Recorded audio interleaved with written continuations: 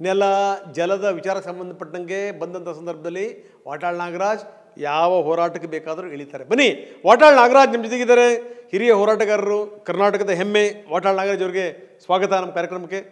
Sir, ಬಂದ್ ಬಗ್ಗೆ ನಾನು ಹೇಳ್ತಾ ಇದ್ದೆ, ಬಂದ್ ಅಂದ್ರೆ ನಿಮಗೆ ಎಲ್ಲೆಲ್ಲದ ಉತ್ಸಾಹ, ನಿಮಗೆ ಏನಿದೆ ಹಿಂಗೆ? ಈಗ ಒಂದು ನಿರಂತರವಾಗಿ ಕನ್ನಡದ ಬಗ್ಗೆ ಚಳುವಳಿಯನ್ನು ಮಾಡಿ ಭಾಳ ಏನು ಲೆಕ್ಕವಿಲ್ಲದಷ್ಟು ಹೋರಾಟ ಮಾಡಿದ್ದೀವಿ. ಬಂದ್ ಅಂದರೆ ಏನು?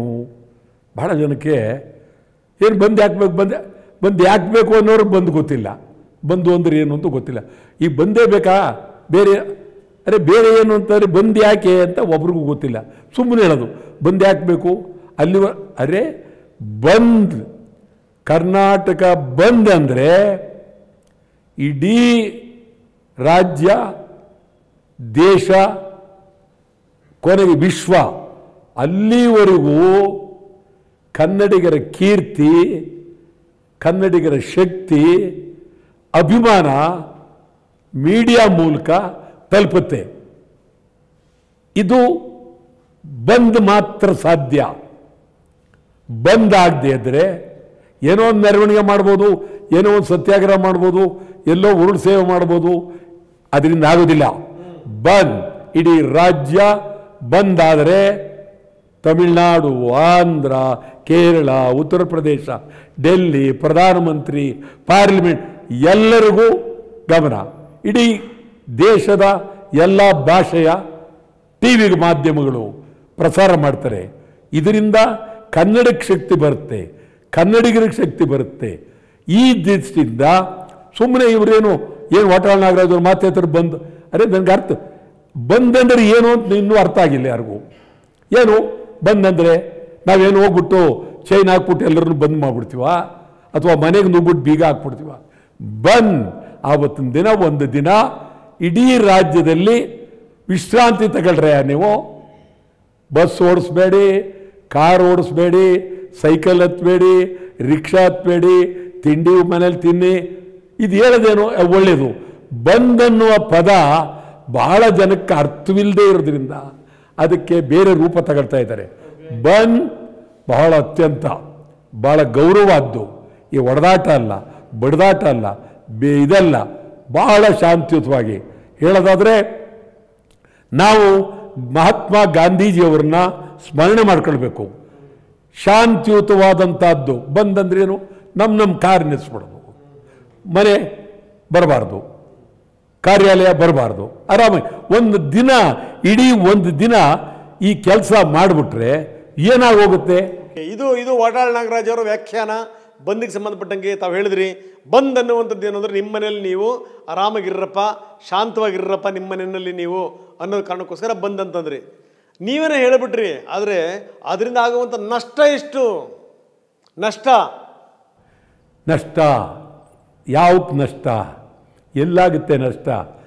ಈಗ ನಮ್ಮ ರಾಜ್ಯದ ಸಮಸ್ಯೆಗಳ ಬಗ್ಗೆ ಎಷ್ಟು ನಷ್ಟ ಆಗಿದೆ? ರಾಜ್ಯದ ಸಮಸ್ಯೆಗಳು ಒಂದಾ ಎರಡಾ? ಬೆಳಗಾವಿಯಲ್ಲಿ MBSನವರ ಪುಂಡಾಟಿಕೆ, MBSನವರ ದಬ್ಬಾಳಿಕೆ, ಕನ್ನಡಿಗರ ಮೇಲೆ ಏಟು, ಚಾಲಕರ ಮೇಲೆ ಏಟು, ಶಿವಸೇನೆಯವ್ರ ದಾಳಿ, ಶಾಸನಸಭೆ ಮಾಡಿದ್ರೆ ಅವ್ರದ್ದು ಗಲಾಟೆ, ಕಪ್ಪು ಬಾವುಟ ಪ್ರದರ್ಶನ, ಇವೆಲ್ಲ ನಷ್ಟ ಅಲ್ವಾ? ಮತ್ತು ಮಹದಾಯಿ, ಮೇಕೆದಾಟ್ ಎಲ್ಲಿ ಆಗಲಿದೆಲ್ಲ ನಷ್ಟ. ಈಗ ನಾನು ಹೇಳೋದು, ಈ MAS ಪುಂಡಾಟಿಕೆ ಆಗಿ ಎಷ್ಟು ದಿವಸ ಆಯಿತು? ನೀವ್ಯಾವ ಬಂದ್ ಮಾಡ್ತಾ ಇದ್ದೀರಿ? ಬಿಸಿ ಇದ್ದಾಗ ಬಂದ್ ಮಾಡೋದು ಬಿಟ್ಟು ಆಮೇಲೆ ತಣ್ಣಗಾದ್ಮೇಲೆ ಬಂದ್ ಮಾಡಿದ್ರೆ ನೀವು ಏನದ ಅರ್ಥ? ಇಲ್ಲ ಇಲ್ಲ ಇಲ್ಲ ಇಲ್ಲ ಅದಲ್ಲ. ಇದು MASನವರ ಗದ್ದಲ ಗಲಾಟೆ ಅದು ತಣ್ಣಗಾಯಿತು ಅಂತ ಹೇಳಕ್ಕಾಗದೇ ಇಲ್ಲ. ತಣ್ಣಗಾಯಿತು, ಅದು ನಿರಂತರ ಇದ್ದದ್ದೇ.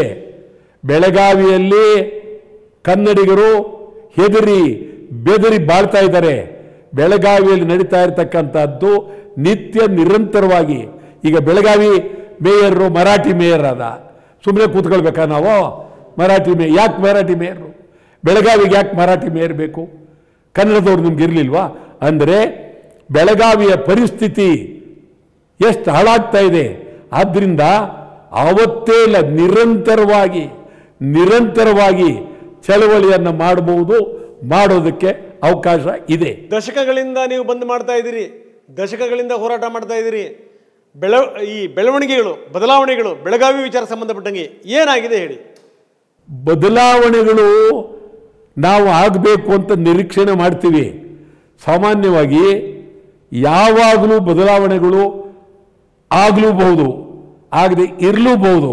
ಆದರೆ ಅದಕ್ಕಾಗಿ ನಮ್ಮ ಚಿಂತನೆ, ನಾವೇನು ಮಾಡಬೇಕು ಅಂತಿದ್ದೀವಿ, ಹೋರಾಟಗಳು, ಚಳುವಳಿಗಳು, ಅದನ್ನು ಬಿಡೋಕ್ಕಾಗೋದಿಲ್ಲ. ಬದಲಾವಣೆ ಆಗಲೇಬೇಕು ಅಂತಲೇನಲ್ಲ, ಏನೇನೋ ಆಗೋಗುತ್ತೆ. ಸಮುದ್ರ ಇದ್ದಂಗಿದು ಚಳುವಳಿಗಳು, ಇವೆಲ್ಲ ಸಮುದ್ರ ಏನೇನೋ ಆಗುತ್ತೆ. ಅದಕ್ಕೋಸ್ಕರ ನಾವು ನಿರೀಕ್ಷಣೆ, ನಾಳೆ ಬೆಳಗ್ಗೆ ನಮ್ಗೆ ಇದೇ ಆಗಬೇಕು ಅಂತಲ್ಲ. ಕೂಗಿದ್ರೆ ಸಾಕು. ನಿಮ್ಮ ಶಬ್ದ ಕೂಗ್ತೀವಲ್ಲ ನಾವು ಬೀದಿ ಬೀದಿಯಲ್ಲಿ, ಕನ್ನಡ ಕರ್ನಾಟಕ ಕೂಗ್ತೀವಿ, ಪೋಸ್ಟರ್ ಹಾಕ್ತೀವಿ, ಗಲಾಟೆ ಮಾಡಿ, ಅದೇ ಸಾಕು ಕನ್ನಡಕ್ಕೆ.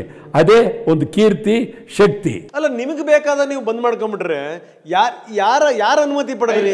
ಯಾರ ಜೊತೆಗೆ ಚರ್ಚೆ ಮಾಡಿದ್ರಿ? ಯಾವ್ಯಾವ ಸಂಘಟನೆ ಜೊತೆ ಚರ್ಚೆ ಮಾಡಿದ್ರಿ ನೀವು? ಇಲ್ಲ ಇಲ್ಲ ಇಲ್ಲ ಇಲ್ಲ ಇಲ್ಲ ಇಲ್ಲ ರಾಜಕೀಯ ನಾಯಕರ ಜೊತೆ ಚರ್ಚೆ ಮಾಡಿದ್ರಿ? ಇದ್ದಕ್ಕಿದ್ದಂಗೆ ಬಂದ್ ಅಂದ್ರೆ ಇಲ್ಲ, ಹಂಗೆ ಇಲ್ಲ. ನೀವು ಒಂದು ಸಾರಿ ಯಾರಿಗೋಸ್ಕರ ಬಂದಿದು? ಯಾರಿಗೋಸ್ಕರ? ನಾಡಿಗೋಸ್ಕರ, ಕನ್ನಡದ ಬೇಡಿಕೆಗೋಸ್ಕರ, ಕರ್ನಾಟಕದ ಬೇಡಿಕೆಗೋಸ್ಕರ ಯಾರಾದರೂ ಕರೀಲಿಬೇಕು. ಅದಕ್ಕೆ MLAಗಳು, MP ಗಳು ಎಲ್ಲರನ್ನೂ ಸೇರಿಸ್ಕೊಂಡು ಕೂತ್ಕೊಂಡು ಮಾಡ್ತಕ್ಕಂಥದ್ದಲ್ಲ. ಇಡೀ 6 ಕೋಟಿ ಕನ್ನಡಿಗರ ಪರವಾಗಿ ಯಾರಾದರೂ ಮಾಡಲೇಬೇಕಲ್ಲ. ಅದಕ್ಕೋಸ್ಕರ ಅವ್ರು ಸೇರಿಸಲಿಲ್ಲ, ಇವ್ರು ಸೇರಿಸಲಿಲ್ಲ, ಪ್ರಶ್ನೆನೇ ಇಲ್ಲ. ಜಿಲ್ಲೆಗಳಲ್ಲಿ ಸಂಘಟನೆಗಳ ನಾಯಕರ ಜೊತೆ ಚರ್ಚೆ ಮಾಡಿದ್ದೀರಾ? ಅವ್ರನ್ನ ನೀವು ಒಮ್ಮತಕ್ಕೆ ತಗೊಂಡ್ರ? ಇಲ್ಲ, ಈಗಾಗಲೇ ನಿಮ್ಗೆ ಹೇಳೋದಾದ್ರೆ 2,000 ಕನ್ನಡ ಪರ ಸಂಘಟನೆಗಳು ಬಂದು ಬೆಂಬಲ ಕೊಡ್ತಾ ಇದ್ದಾರೆ. 2,000 ಪ್ರತಿ ಜಿಲ್ಲೆಯಲ್ಲಿ ಹೋರಾಟ ಆಗುತ್ತೆ, ಪ್ರತಿ ಜಿಲ್ಲೆಯಲ್ಲಿ ಹೋರಾಟ ಮಾಡ್ತಾರೆ. ಸುಮ್ಮನೆ ನಾವೇನು ಮಾಡಲ್ಲ. ಬಂದ್ ಅನ್ನುವ ಶಕ್ತಿ ಕನ್ನಡಕ್ಕೆ ಶಕ್ತಿ, ಬಂದ್ ಅನ್ನೋದ್ರಿಂದ ಕನ್ನಡಿಗರಿಗೆ ಶಕ್ತಿ, ಬಂದ್ ನಿಜವಾಗ್ಲೂ ಕನ್ನಡಿಗರಿಗೆ ಶಕ್ತಿ.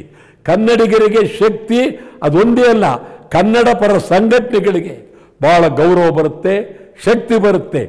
ಬಂದು ಬಿಟ್ಟರೆ ಅದಕ್ಕಿಂತ ಶಕ್ತಿ ಇನ್ಯಾವುದೂ ಇಲ್ವೇ ಇಲ್ಲ.